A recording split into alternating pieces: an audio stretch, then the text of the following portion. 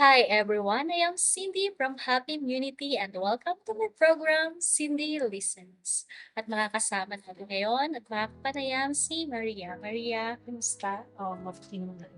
Kumusta naman ang iyong araw? Anong kaganapan ngayon? Ngayon okey naman, nag-iisa ako, wala akong amo, relax, kwentuhan sa mga kaibigan ngayon diyan sa baba, sa park.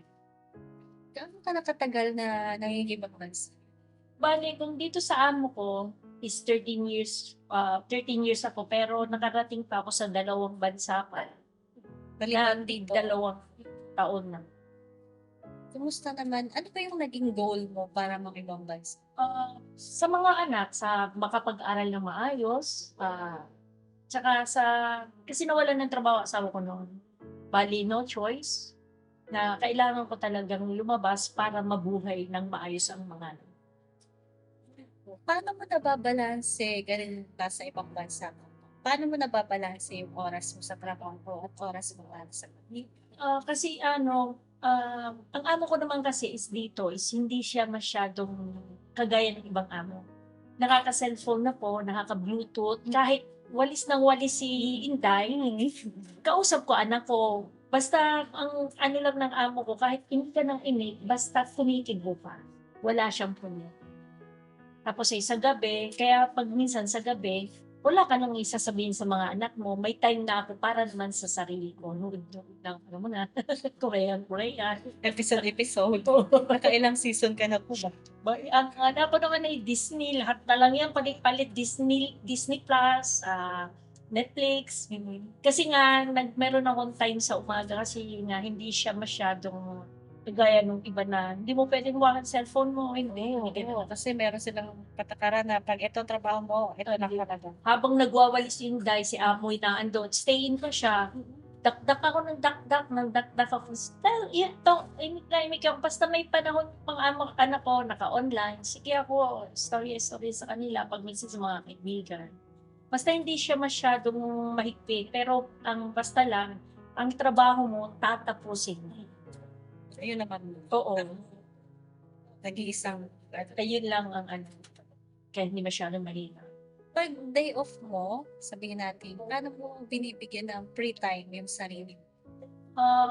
Minsan 'pag nakaka-day off ako, pero kung 'pag nakaka-day off ako, 'di kasama ko lang yung mga kaibigan ko. Minsan nakakasimba, tambay-tambay sa tabi-tabi, istoryahan, biruan. 'Pag minsan siyempre hindi mo maiiwasan may problema yung isa, madadamay ka na sa iyakan, gano'n.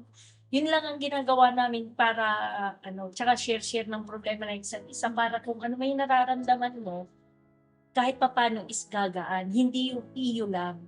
Meron po bang, nangyayari na sumubok sa buhay mo? Nakulong ako 3 Way days, back to, anong taon mo na? 2000 baka 2003 Maaari po days. ba naming malaman? Oo, Kahit bale oo, ano, wala naman siyang bale napapansin ko na yung amo kong lalaki inihihiwalay niya ako sa mga kasama ko. Inilagay niya ako sa isang kwarto na sarili ko pagkatapos may sarili kong renta. Pero yun lang yung ngayon, ang gusto ng amo kong babae is tutulog ako ng 12, gigising ako ng 5. Sinasabihan ko siya hindi ko kaya. Palibhasa siguro bata pa ako nun, matapang pa, first time pag-a-abroad, sabi sa'kin nung amo ko na, "Ikaw, kayong mga Pilipino, kumakain lang kayo dahil sa pera namin." Siyempre ako bata pa ako, na parang yung pride ko nakanti niya, sinagot ko siya, "Ikaw," sabi ko, "bumabango lang kayo dahil sa aming mga Pilipino kasi malilinis kami."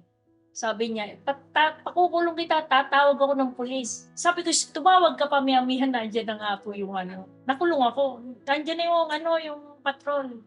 Talagang nakulong ako, 3 days. yung sa 3 days na yun, sino yung naging sandalan mo? Paano ka nakalabas? Ano yung naging proseso? Bale kasi ang ko nun hindi ako takot, unang-una siguro nga dahil sabihin na nating mayabang gawa ng may tito ako na nasa kaya malakas yung loob ko dahil alam kong merong sasagip sa'kin. Pero tsaka pati unang-una, kahit ipinakulong nila ako parang tinatakot lang nila ako dahil wala naman akong ninakaw. Wala akong sinaktan. Sumagot ako in Tagalog kaya hindi nila masasabi sa akin na may May ginawa akong ginagawa ka. masama. Pagdating ko dito, medyo matibay na.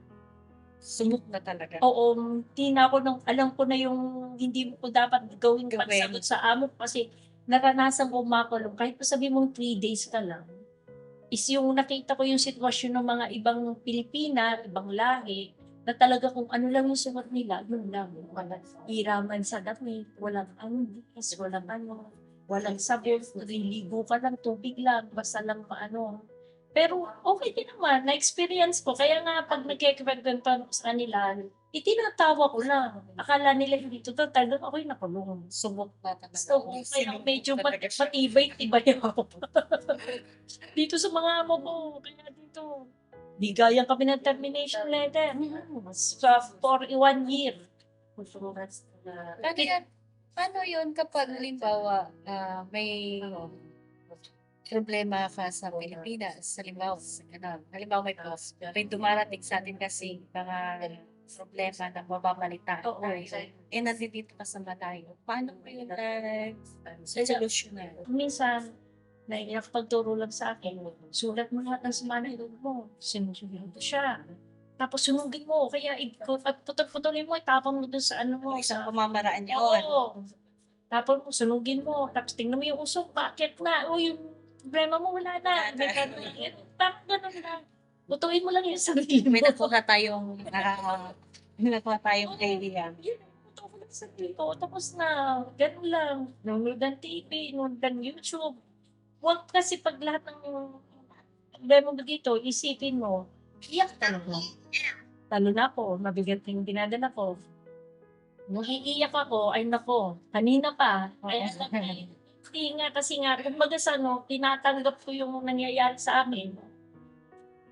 Ganun talaga, wala tayong magagawa. Pag Parte na ng oo, lahat na lang yung kasi nasa isip ko lagi hindi yan ibibigay sa'yo kung hindi mo kaya. Tama. Yun ang pinakamagandang sinabi mo. Oo, talagang ibibigay yan sa'yo kasi alam niya na kaya mo ilalagpasan. Walang ibibigay sa'yo ang Panginoon na hindi mo kaya. Kung meron ka pong gustong ibahagi para sa mga mas nakakabata pa, kasi karamihan ngayon, walang edad or teenage na gusto mag-ibang bansa. Paano base po sa yung naging karanasan na yung teenage life mo na ng ibang bansa, ano yung pwede mong maibahagi? School mo na? Ayun, Diego. Alam mo lang, tibayan nyo lang ang loob. Tsaka pati, ang kapalaran ni Pedro, hindi kapalaran ng iba. Kasi katulad ko, may magsasabi sa akin, pupunta ako dyan kasi ang ganda ng buhay mo. Sabi ko, ang gabait ng amo mo. Ang amo ko ay hindi pwedeng maging kagaya ng amo mo. Magkakaibang tao yan. Kung pupunta ka dito, unang-una, may goal ka sa dapat. Ayun, ang pinakauna na. Oo, alam mo kung saan ka papunta at alam mo gagawin mo. Hindi lahat ng nakikita mo dito is totoo. Maaaring nakikita mo kami sa Facebook, nakatawa, nagtitiktok, ganda ng suot. Hindi mo alam yung 6 na araw kung gaano halos lumuha ka ng dugo, hindi ka makakain. Iisipin mo din yun na hindi lahat ay sarap. Kasi lahat yan, mas maraming hirap kaysa sa sarap. At hindi lahat ng amo ay pare-pare. Kung may gusto ko rin sabihin sa pamilya mo, sa mga mahal mo sa buhay, ano ba yung gusto mo? Ako, isa lang ang sinasabi ko sa kanila. Ang nanay, di ba, hindi natatapos ang obligasyon sa mga anak, kahit magdal man. Ang lagi ko sinasabi sa kanila, habang malakas pa ako, ayusin nyo ang buhay mo. Kasi pag ako humina na, hindi ko na kayo matutulungan. Wala kayong mapupuntahan kasi mga kapatid ko may pamilya din. Hindi lahat ng tao, hindi lahat ng kamag-anak tutulungan kayo. Kaya habang malakas pa ako, ayusin nyo buhay nyo. Kung anong kailangan ninyo na puhunan sa ganito, kailangan nyo ng tulong ko, sabihin nyo sa akin kasi kaya ko pa hanggang ngayon. Pero oras na hindi ko na kaya, baka magsisi kayo na wala nang tutulong sa Sarap sa pakiramdam na Oo. bilang isang ina. Oo. Hanggat sa huli. Hanggat kaya't kaya. Yan lagi talaga sinasabi sa nila, ang ina hindi nawawala ang Unconditional love. unconditional love. Oo. Pero hindi lahat ng panahon ay kaya kayong suportahan pinansyal. Mamahalin kayo hanggang anumang mali ninyo, hanggang kawilingan.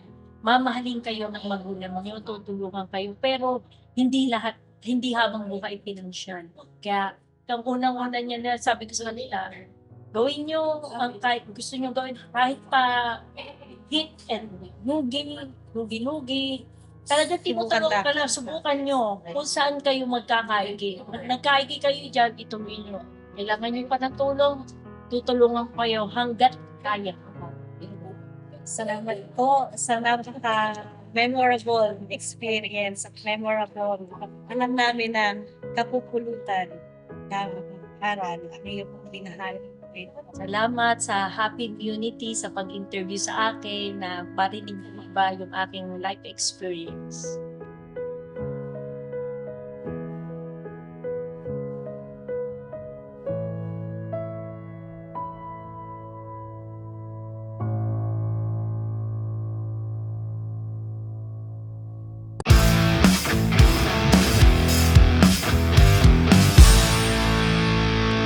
Hello everyone, my name is Cindy and welcome to Happy Unity.